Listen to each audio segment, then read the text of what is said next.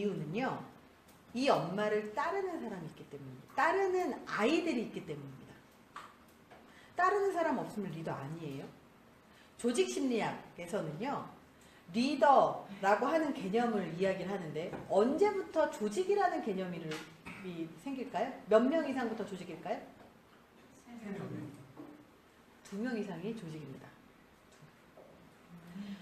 2명 이상이 조직이고요. 2명만 모여도 조직이라고 인식을 해요. 그렇다면 언제부터 리더십이라고 하는 개념이 생겨야만 하죠? 따를 때 3명 이상부터 리더십이 생깁니다. 리더십이라는 개념이 생겨요. 왜냐면 둘이 있잖아요. 내가 리더고 부하 직원이 있지만 얘가 싫은데요 이러면 시킬 제가 있어요?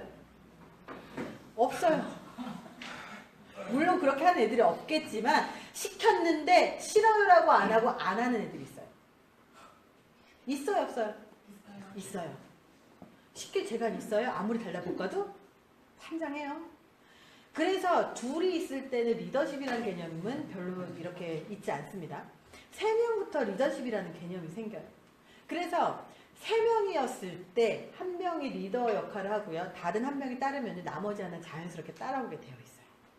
모든 리더는요. 부하들이 있을 때 리더가 되는 거지 이 부하가 없는 상태에서 혼자서 리더십을 발휘한다는 건 그냥 자기관리 측면이라고 볼 수 있어요. 근데 가다 보면 얘네들 어떻게 돼요? 어떻게 될까요? 빠질 것 같죠. 빠질 것 같죠.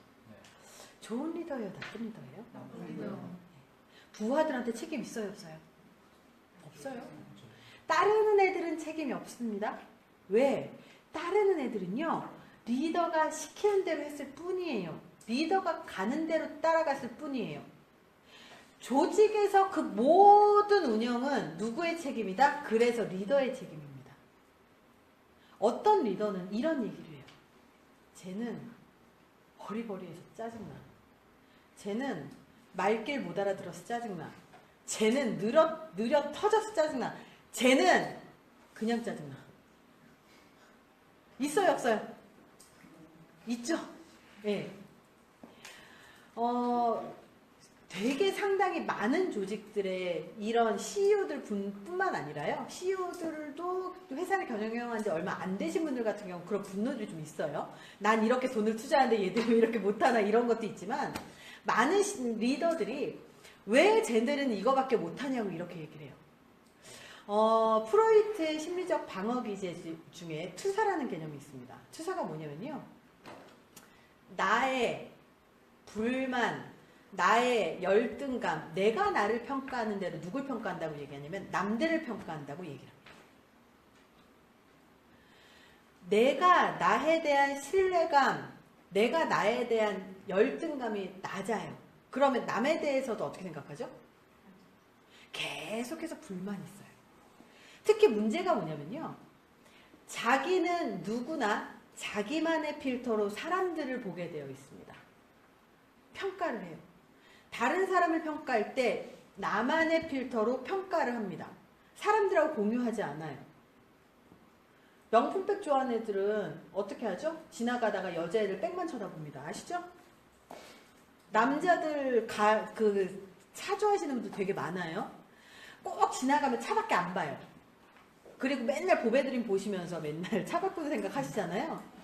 이 필터 자체가 그렇게 설정이 돼 있다는 거예요. 그 얘기는 다른 말로 뭐가 될까요? 느려 터져서 짜증나. 이 얘기는 뭐예요? 다른 말로 일을 빠르게 처리해야 된다는 필터를 갖고 있다는 뜻이에요. 그 필터가 생긴 원인이 뭘까요?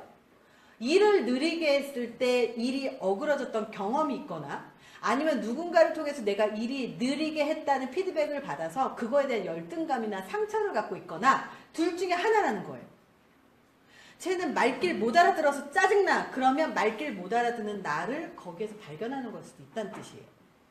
결국은 능력 있는 리더는요. 부하 직원을 탓할 필요 없어요. 왜? 부하 직원이 부족한 부분이 있으면 키우면 돼요. 그리고 이렇게 빠질 것 같은 위기 상황을 예측해서 빠지지 않게 만들어내는 능력을 누가 가져가야 돼요? 리더가 갖고 있어야 돼요. 그 수없이 많은 시행착오 경험을 우리가 갖고 있어야 얘가 어떤 상황에서 이런 지금 생각을 하고 있겠구나. 얘가 지금 어떤 벽에 부딪히고 있겠구나. 아, 이 친구는 처음부터 노력을 할 능력이 없었구나. 아니면 얘는 노력을 최대한으로 하고 있는데 능력치가 이거밖에 안 되는구나를 평가를 하려면 적어도 그들보다 우리가 그 능력치가 훨씬 뛰어나고 그 경험들을 다 해봤어야 그거를 평가할 수 있어요. 그래야 그 평가대로 이 아이의 능력치가 10 중에서 2밖에 안 되잖아요. 그러면 3으로 끌어올릴 수 있도록 어떤 자극을 주고 어떤 과업을 주고 어떤 업무를 줘서 얘가 성공할 수 있게 해야 되는지, 얘가 지금 어느 능력치 수준이라 어떤 정보가 필요하니까 이 타이밍에 이 정보를 알려줘야지, 이게 우리의 능력에서 다 알고 있어야 어떻게 할 수 있어요? 부하직원한테 적절한 타이밍에 보내줄 수 있어요. 우리는 신이 아니기 때문에 모르면 어떻게 할 수 있어요? 물어보면서 계속해서 소통을 해야 된다는 뜻이에요. 이 아이들만의 온전한 문제가 아니고요. 부하 직원들의 모든 문제, 100%는 아니지만 대부분의 문제는요. 우리 리더들한테서 나오게 돼요. 그리고 특히 회사를 경영하는 사람들은요. 우리의 실수는